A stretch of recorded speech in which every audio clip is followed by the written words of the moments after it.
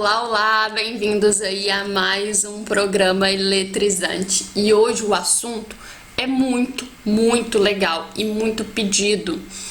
Muitos projetos de CFTV são realizados em locais remotos, em locais onde não chega energia elétrica.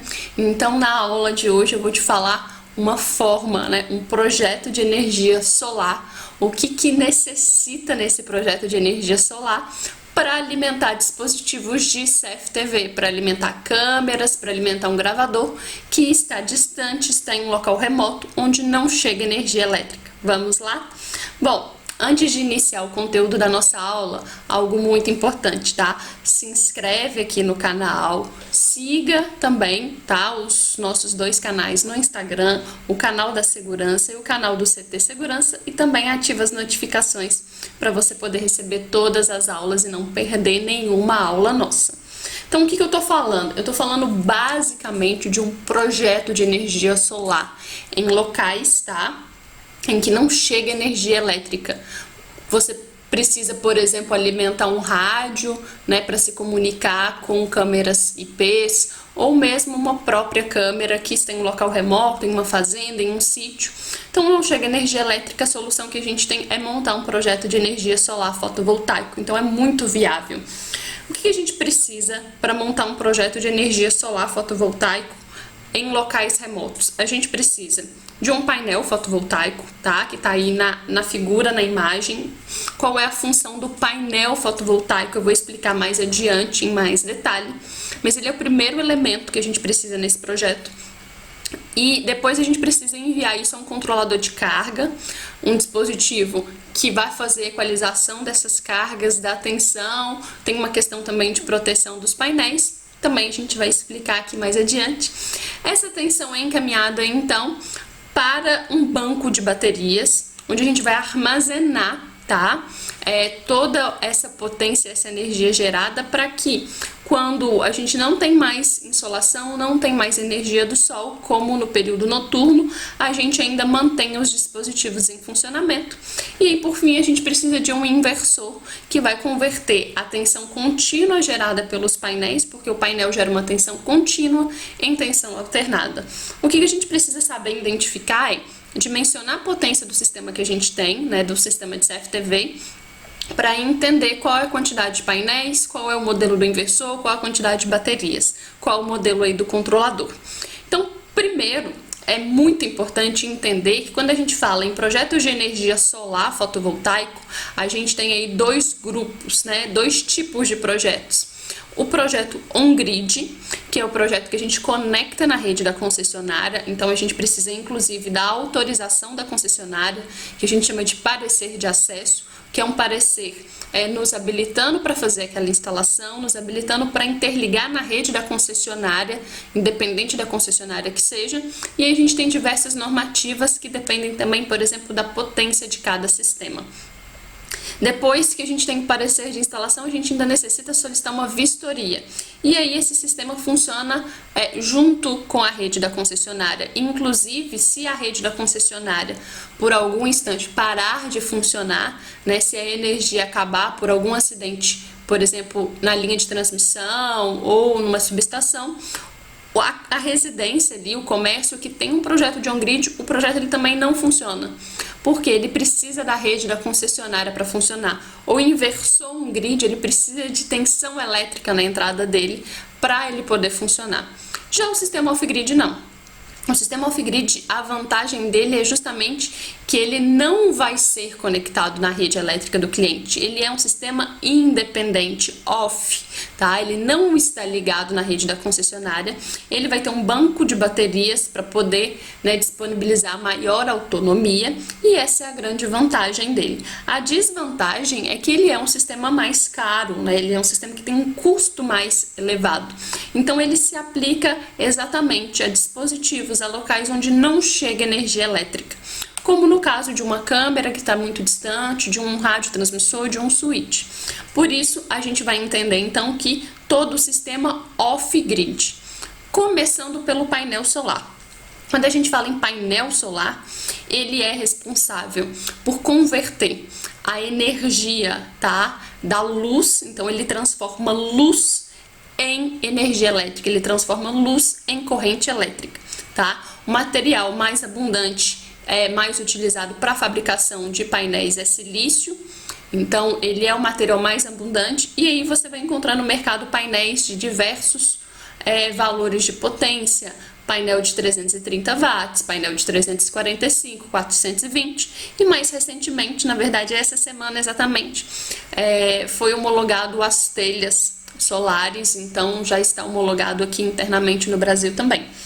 Então a função do painel é converter luz em corrente elétrica, portanto o funcionamento dele é durante o dia, à noite não tem geração, não tem conversão, tá? De potência, né? Não converte uma energia em outra, e essa corrente, essa tensão que ele gera é uma corrente de tensão contínua.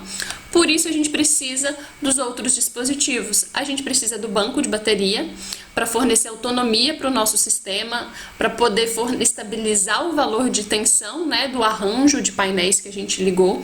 E basicamente, né, esse banco de baterias, essa capacidade vai depender da potência que a gente precisa.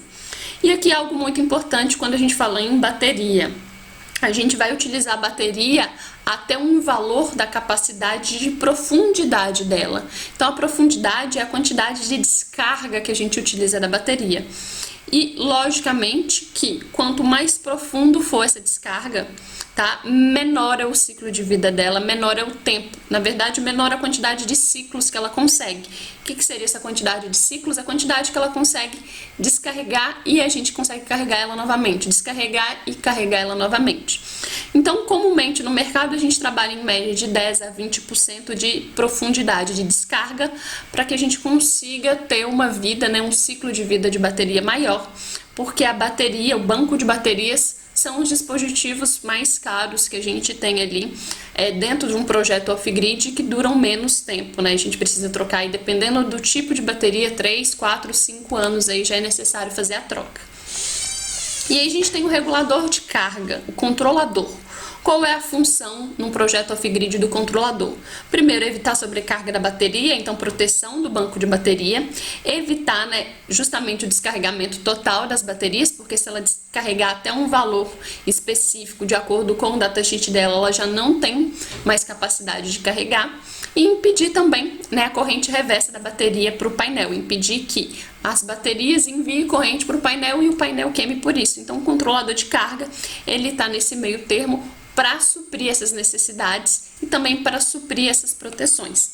E aí a gente tem um inversor, tá? Ficou escrito pulado aí na tela, mas o inversor basicamente ele vai transformar corrente contínua em corrente alternada, porque o painel gera corrente contínua, o banco de bateria armazena, né, tensão e corrente contínua, e aí a gente precisa do inversor para transformar isso em alternada, para poder ligar aí dispositivos que precisam de tensões alternadas, tá? Caso for necessário uma tensão alternada.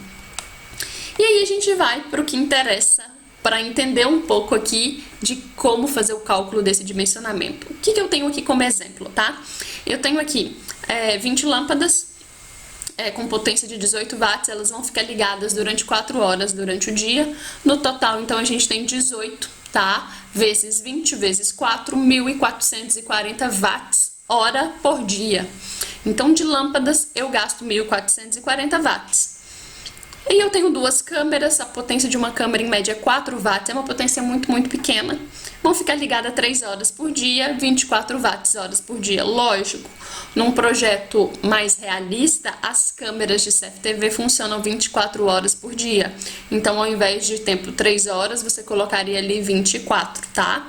Mas aqui é só um exemplo para você poder aplicar aí para os seus projetos. Monitor.